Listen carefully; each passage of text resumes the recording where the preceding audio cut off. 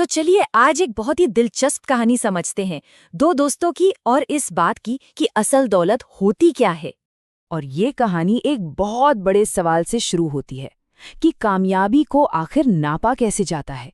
क्या ये सिर्फ पैसा है, रुतबा है या फिर कुछ और? तो कहानी है दो दोस्तों की, जॉन और पैट्रिक।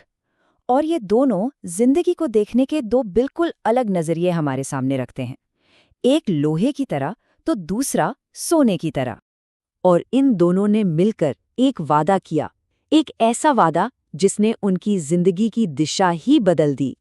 वादा ये था कि ठीक 10 साल बाद वो इसी जगह पर दोबारा मिलेंगे और देखेंगे कि जिंदगी में किसने क्या हासिल किया है। बस यही कहकर दोनों अपने अपनी राह पर निकल पड़े। और देखते ही देखते 10 साल बीत गए।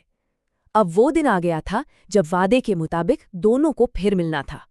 तो सबसे पहले चलिए पैट्रिक की दुनिया में झांक कर देखते हैं, एक ऐसी दुनिया जो देखकर लगे कि जैसे खालिस सोने से गढ़ी गई हो। और पैट्रिक ने तो कमाल ही कर दिया था। वो अब कोई मामूली इंसान नहीं बल्कि लॉर्डशिप सर पैट्रिक सुलिवन बन चुका था, राजा का मुख्य खजांची, पूरे राज्य के सबसे अमीर और ताकतवर लोगों में से एक। उसकी दौलत का तो अंदाजा लगाना भी मुश्किल था। सोचिए, हर महीने पूरे 15,000 सोने के सिक्के, इतने कि उनसे 12 गांव खरीदकर दोबारा बसाए जा सकते थे। जब जॉन पैट्रिक के महल पहुंचा तो उसकी आंखें खुली की खुली रह गईं। दरवाजों के हैंडल तक असली सोने के थे। गुलाब, लैवेंडर, सिट्रस, हर तरह के इत्र। तैरने के लिए तो एक अलग नदी ही बनवा रखी थी। और खाने की मेज पर क्या नहीं था, एग्जॉटिक फल, केक, मिठाइयाँ, अलमारियां रेशम और मखमल से भरी पड़ी थीं। लेकिन इस सारी चमक दमक के बीच एक और सच्चाई भी थी। पैट्रिक जॉन से कहता है, जॉन, मुझे जाना होगा, हमारे राज्य का भविष्य इस व्यापार समझौते पर टिका है। मतलब उसके पास अपने दोस्त के लिए भी वक्त नहीं था।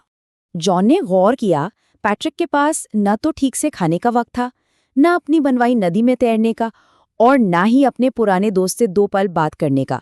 मतलब दौलत तो थी पर आज़ादी नहीं। तो ये तो थी पैट्रिक की सोने की दुनिया। अब कहानी का रुख पलटता है और पैट्रिक पहुंचता है जॉन की दुनिया में, एक ऐसी दुनिया जो सोने की नहीं बल्कि जरूरी और मजबूत लोहे की बनी थी। और दोनों के बीच का फर्क तो उनके हाथों को देखकर ही पता चल जाता था। एक तरफ पैट्रिक के हाथ जो सोना, चांदी और हीरे छूते थे, और दूसरी तरफ जॉन के हाथ जो कोयला, लोहा और आग से खेलते थे। पैट्रिक ने जॉन के साथ एक दिन बिताया और उसे सब समझ आ गया। पहले एक औरत आई, ईवा, जिसकी केतली टूट गई थी और उसके बीमार पिता के लिए वो बहुत जरूरी थी। फिर एक बढ़ई आया जिसकी आरी ढीली थी और उसका काम रुका पड़ा था। और फिर एक किसान को सुबह तक एक नया मजबूत औजार चाहिए था। पैट्रिक को एहसास हुआ कि जॉन सिर्फ एक लोहार नहीं था, वो इस गांव की धड़कन था। रसोई से लेकर खेत तक हर काम जॉन के हुनर पर टिका था। और यहीं पर कहानी अपने सबसे अहम मोड़ पर आती है, जब दोनों दोस्तों को अपनी अपनी दौलत का असली मतलब समझ आता है। फर्क कितना साफ है। पैट्रिक की दुनिया में महल था, एग्जॉटिक फल थे, सोने के हैंडल थे, पर साथ में अकेलापन था। वहीं जॉन की दुनिया में एक छोटा सा घर था, सूप और ब्रेड थी, टूटे फूटे औजार थे, पर उसके साथ पूरा का पूरा समुदाय था।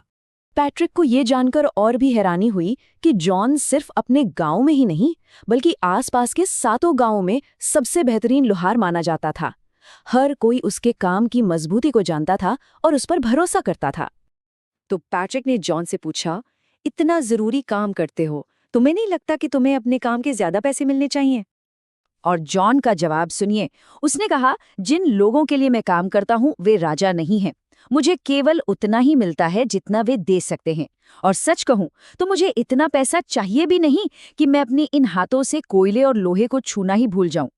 मतलब साफ था, जॉन की असली दौलत सिक्के नहीं बल्कि उसका हुनर और अपने काम से उसका जुड़ाव था। और आखिर में ये कहानी हमें कामयाबी का, स्पेशल होने का एक बिल्कुल नया मतलब सिखाती है। पैट्रिक, जो अब जॉन की असली कीमत समझ चुका था, उसे एक शाही पेशकश करता है। वो उसे सेना का मुख्य लोहार बनने का ऑफर देता है। इससे वो इतना कमा सकता था कि और भी लोगों को काम पर रख सके, और सिर्फ अपने गांव की ही नहीं बल्कि 7 गांव के लोगों की मदद कर सके। और यही इस कहानी का सबसे बड़ा सबक है कि ना तो पैसा और ना ही हमारा रुतबा हमें खास बनाता है, बल्कि हम जो भी काम करते हैं उसे कितनी अच्छी तरह से करते हैं, बस यही चीज़ हमें सबसे अलग और ख़ास बनाती है। तो ये कहानी हमें एक सवाल के साथ छोड़ जाती है, सोचने के लिए कि हमारी अपनी जिंदगी में वो दिखावटी सोना क्या है और वो ज़रूरी मजबूत लोहा क्या है, जिसकी वजह से हमारी असली कीमत है।